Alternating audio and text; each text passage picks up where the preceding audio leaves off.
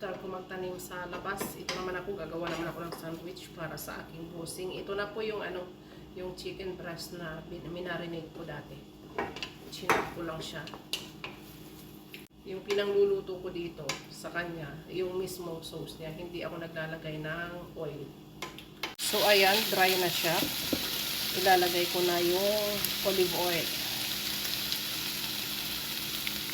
Ayan.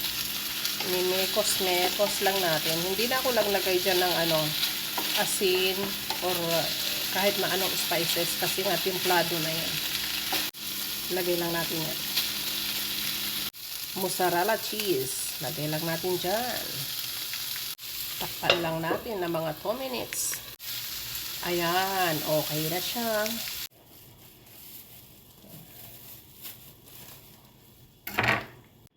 Ayan na mga Suki Loves, ready to serve na ako.